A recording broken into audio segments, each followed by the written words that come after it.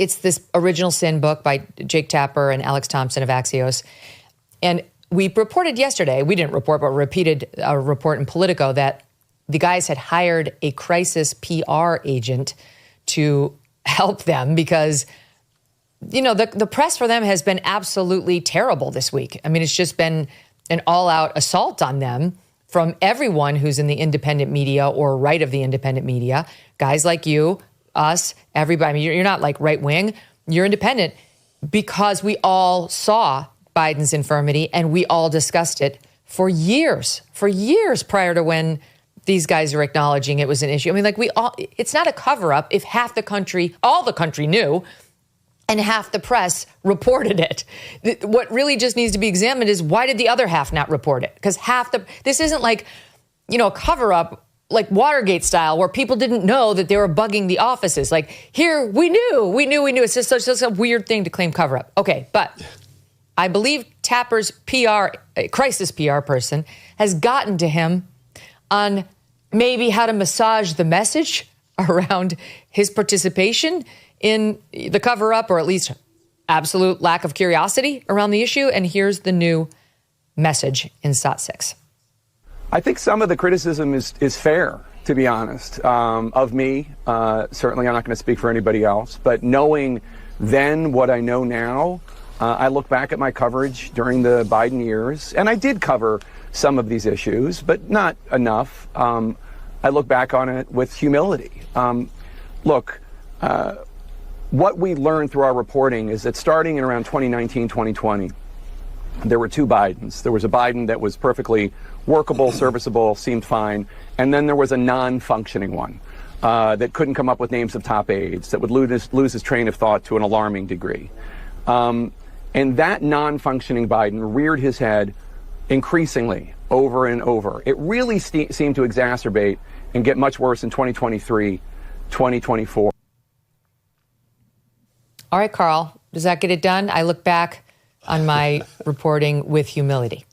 I thought that I was struck by that and remarked about it on our podcast. It's a nice start, but you know that's a clip from CNN.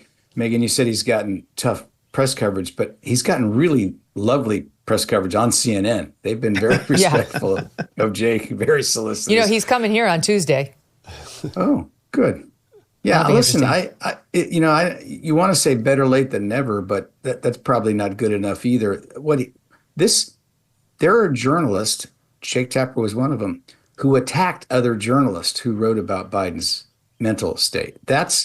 And what I think in the reckoning of this, we have to ask some questions, and the basic questions are twofold. Why did the hierarchy of the Democratic Party and this cabal of White House aides, we're talking about dozens and dozens of people, maybe hundreds, think that this was okay to present the president as a person they knew that wasn't realistic? And the second thing is, and this is what you're getting to, Megyn, why did the media go along with it? How do they rationalize so much of the media? How do they rationalize it to themselves?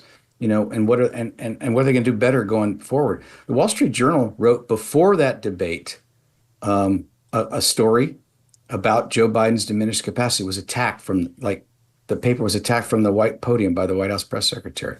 You remember this, Megyn, and We've talked about it on our show. What are they saying about that now? And they ought to be required to answer this on the record. And you know, the thing about the Wall Street Journal thing is that didn't even hit until, was it April? It was April of 2024, like very late in the game, with all due respect to the Wall Street Journal. But it was like they were very late to the party. That's right. But it was before the debate. It was June. And, you know, right. It was June. And all these questions, but earlier in June, the debate was also in June. All these questions afterwards, Kamala Harris was never asked, even after President Biden pulled out of the race and wouldn't run. She was never asked the question, and the three of us would scratch our heads, because the question you want to ask her is, Madam Vice President, are you really telling the American people that you saw something on June 27th that you had never seen before? And this was the kind. So this cover-up continued even after President Biden pulled out of the campaign. Well, and on that front, so Andrew, what's your verdict? Because we've been kind of debating on this show all week. So given that, are we in favor of these books?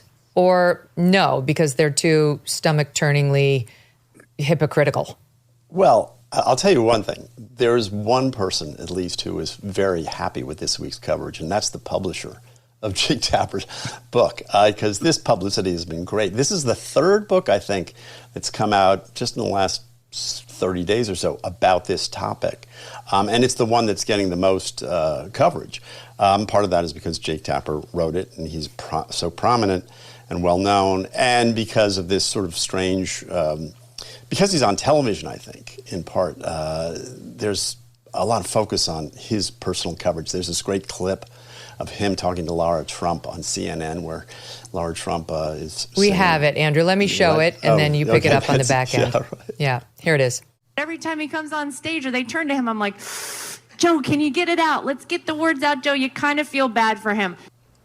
How do you think it makes little kids with stutters feel when they see you make a comment like that?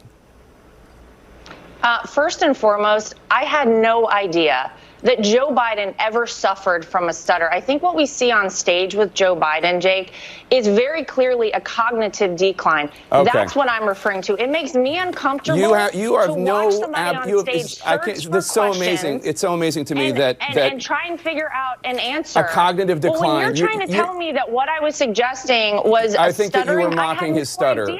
Yeah, I think you were mocking his stutter, and I think you have absolutely no standing to diagnose somebody's cognitive decline. Go ahead, Andrew. Well, yeah, you've that's the clip that he can't live down, I think. So I like these books. I plan to read all of them. And Jake's comes out, I think, later this week. But it hits Tuesday. But I'm glad you're going to be talking to him, because I do think he's got some explaining to do. I think it's a problem, too, if you step back from it, and we're going to talk about this on our podcast. There's a problem for all those politicians who are very close to Biden during this period, the Democrats. I mean, if you're Pete Buttigieg and you're in the cabinet, how do you explain, that you want to be president? This is a story that's going to sort of dog him. It's going to dog Kamala Harris.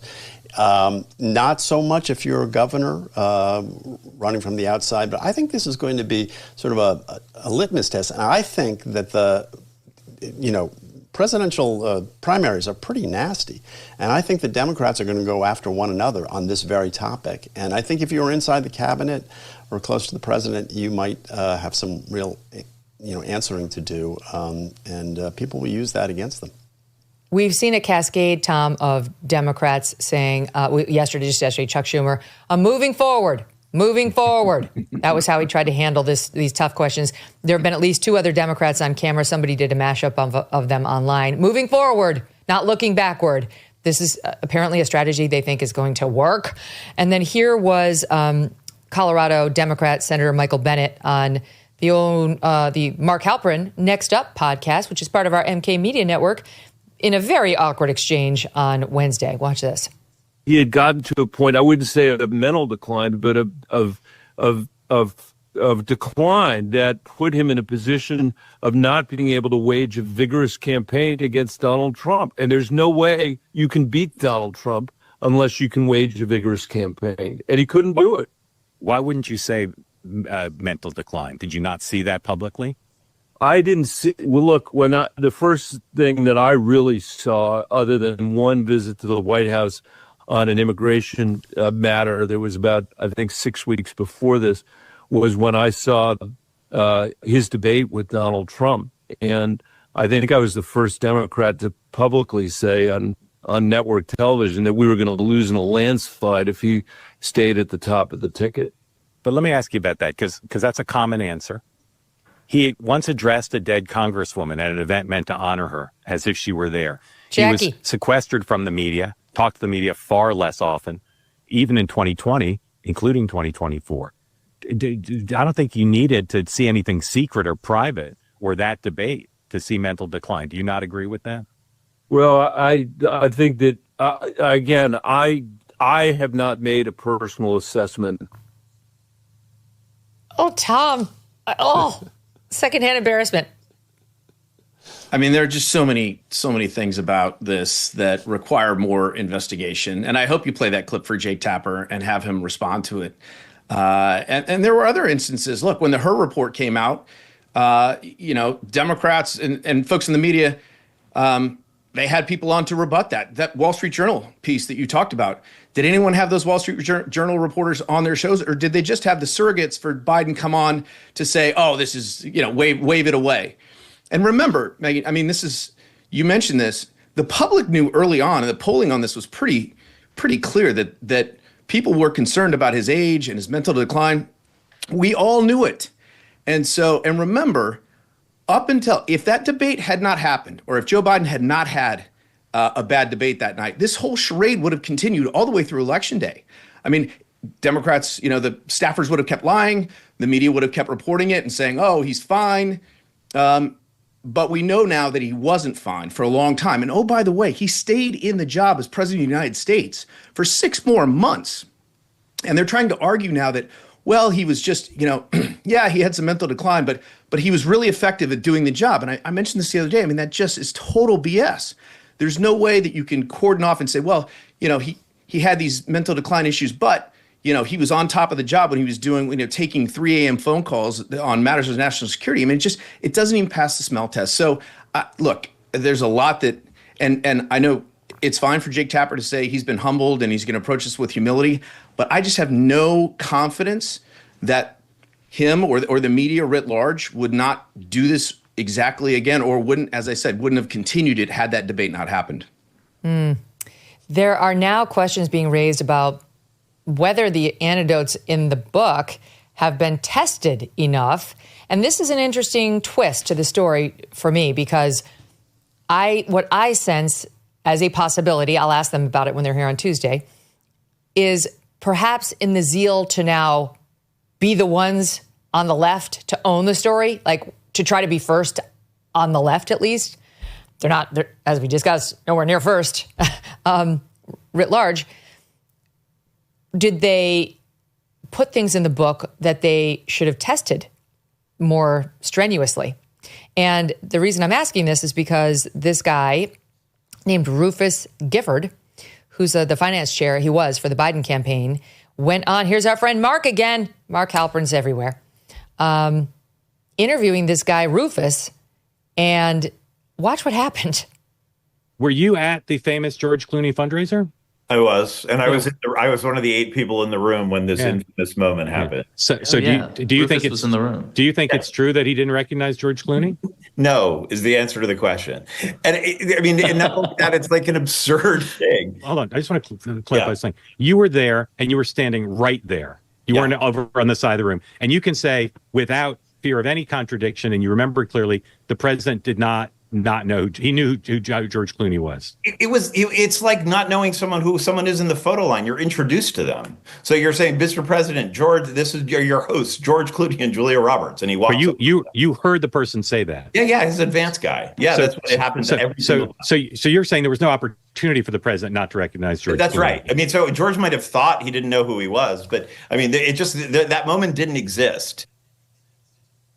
And what Rufus also said, you guys, was he'd bet dollars to donuts that their source was George Clooney, and that the implication was that this is a matter of hubris on his part or inflation of how bad it was now that he's kind of leaning into being the one who spoke truth to power. And journalists on the receiving end of that are supposed to kick those tires and look for secondary sources and get people to go on the record so that they can go back and test these things, right? And none of that wasn't done here. This book is mostly anonymous sources, Carl.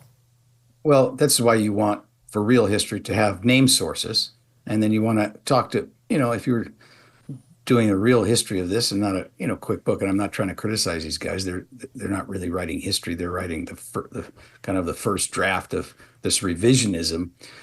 You talk to everybody in the room. And I don't know if George Clooney was the source or not, but is this guy really trying to say that Biden's fine? Because that's not, I don't think that's a sustainable. If you listen to him, he wasn't trying to say that, but he was pointing out, that can't be the excuse if this story's wrong, right? Like that's, you have to get the stories right. You can't get rid of a president because he didn't recognize a movie star.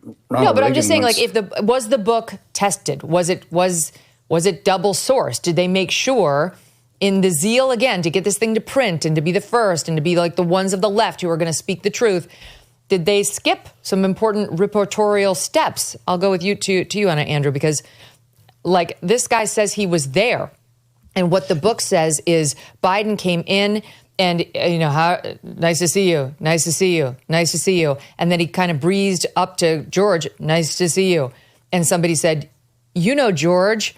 And it was like, nice to see you. And they were like, George Clooney, the one of your hosts tonight. And then he was like, oh, George, how are you? So it was a very different story from the one we just heard from Rufus. Well, I would guess if there were 8 people in the room, you'd have 8 different stories on something but let me just say one other thing. So what this guy is saying is that, no, it cannot be a difference of opinion, because what literally happened, you have to listen to a longer clip, was the president was arriving and his advance team, I can't remember if he said it was his chief of staff or whoever, was on the inside with George and Julia Roberts, like across the doorway.